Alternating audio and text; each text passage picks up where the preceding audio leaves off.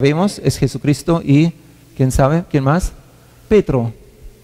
Pedro caminaba sobre el agua. Lamentablemente en la Biblia dice algo de Pedro hundiendo, ¿no? Pero primeramente caminaba, él caminaba sobre el agua. Solamente cuando miró a las circunstancias se hundió, porque el mar es monstruoso, eso es un gran problema. Caminar sobre el agua no es fácil. Y tenían miedo también cuando han visto a Jesucristo, se asustaron, gritaron, ¿no? Ese es el primer momento. Y después Pedro, siempre adelante, siempre el hombre más fuerte, valiente, que al fin ha fracasado también, pero no importa. Nosotros fracasamos, pero Dios no fracasa. ¿Tú crees que el reino de Dios se va abajo cuando tú fracasas? ¿Quién es Dios? ¿Él depende de nosotros? ¿Crees que depende de nosotros? En no será Dios. Si Dios depende de mí, no es Dios. Pero sí nos utiliza, sí. Y es ¿cómo se dice? Un privilegio, ¿no? Seguir o servir a Dios. Pero Él puede ser solito. Jesús dice, si ustedes no hablan y si ustedes no gritan, Dios puede levantar de las piedras discípulos, hijos de Abraham, de las piedras, si Él quiere. Posible, ¿no? Si tú no quieres, Dios puede ser las piedras, pero no quiere. Su plan es diferente y su plan es que nosotros vamos a evangelizar.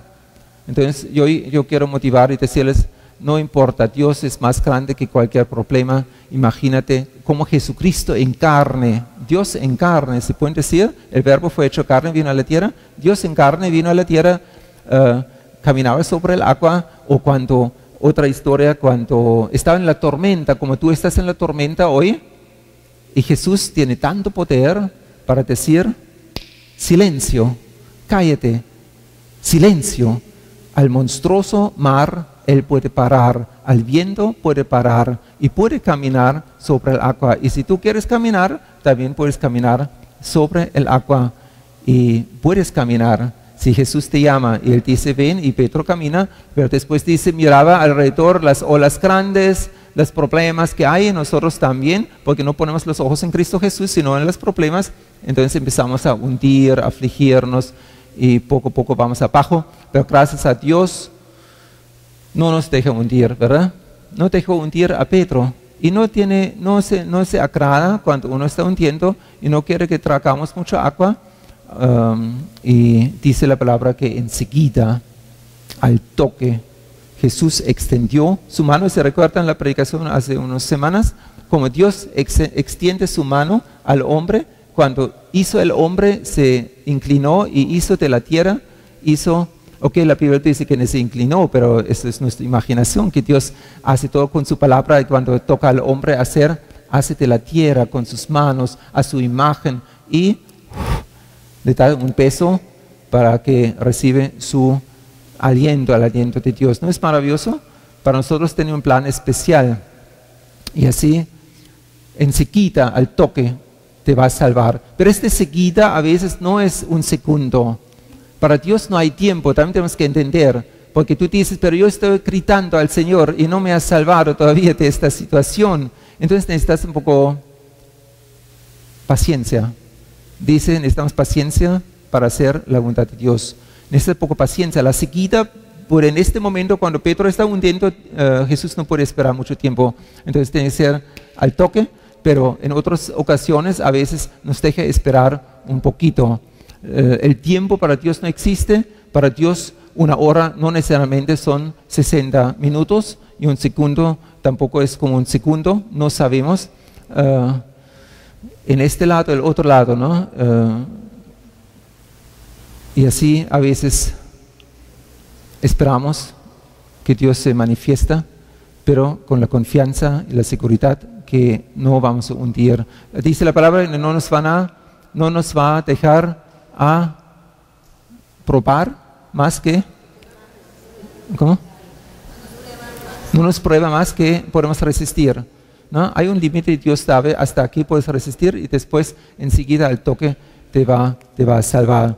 Entonces, en eso confiamos en el Señor, nuestros problemas, adversidades en la vida, el Señor va a actuar. Y el otro que, para terminar, también quiero decir, podemos hacer otra predicación de esta palabra, porque aquí se trata de pescar no solamente caminar sobre el agua, no solamente para calmar el viento. Jesús siempre tranquilo en todas las situaciones, durmiendo en la tormenta, ¿no? Jesús duerme en la tormenta, tanta calma y tanta seguridad y tanta confianza tenía en el Padre que puede dormir mientras todos los demás están gritando, asustados.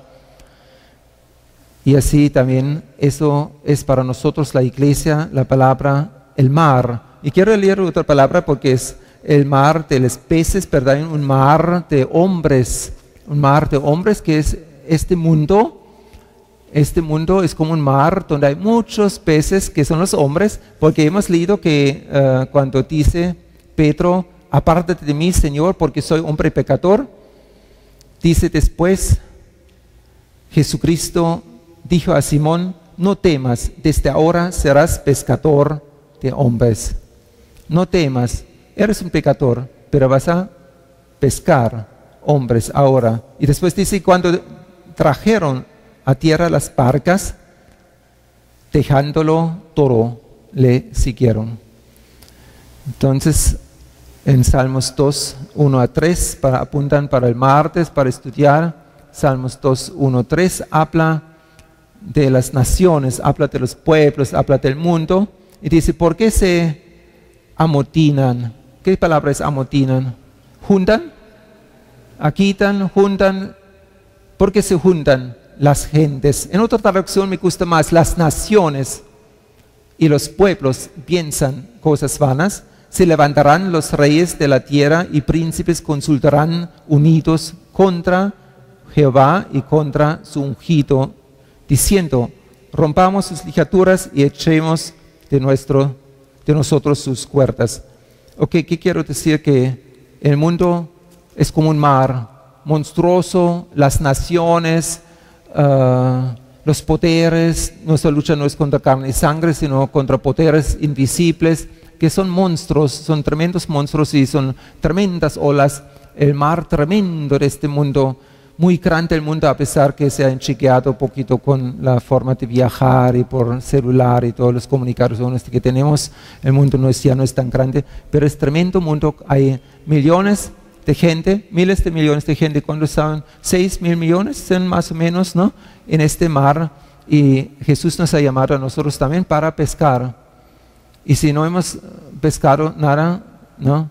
Porque quizás era noche y hemos escuchado otra palabra, creo que hermano Warren, que hay diferentes estaciones en la vida, como primavera y verano, ¿no? Y así también noche y día, y quizás en la noche no hemos pescado, pero quizás podemos pescar ahora cuando Jesús nos manda otra vez pescar en el gran mar de las naciones, pescar los peces que Él quiere pescar. Mis ovejas oyen mi voz y me siguen.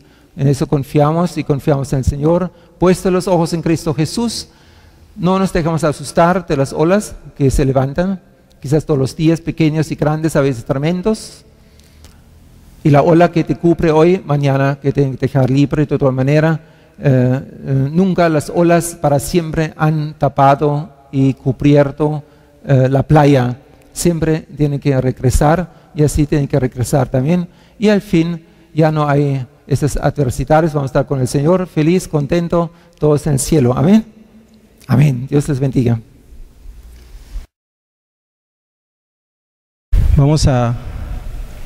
Quiero contarles una historia. Quiero que le presten mucha atención. Esta era una mujer que había conversado con su esposo muy temprano por la mañana y estaba muy asustada porque le había dicho que tenía un terrible presentimiento y su esposo no le había hecho caso. Le dijo, mujer, ¿tú cuándo no con tus presentimientos? La mujer estaba muy asustada. Cualquier día podía ser igual y poder también estar nerviosa por las actividades de su esposo, pero esta vez era muy diferente. Ella se sentía terriblemente angustiada. Cuando su esposo salió de la casa, ella se sentía aún peor, hasta que llegó el momento en que sonó el teléfono y le dijeron, señora de López, sí, con ella habla. ¿Qué tal? Le hablan de la jefatura de policía. Le queremos comunicar que su esposo Héctor López fue detenido hoy en la mañana. Intentaba robar el Banco Central de la ciudad y usted sabe cómo opera la ley en estos puntos de los lugares.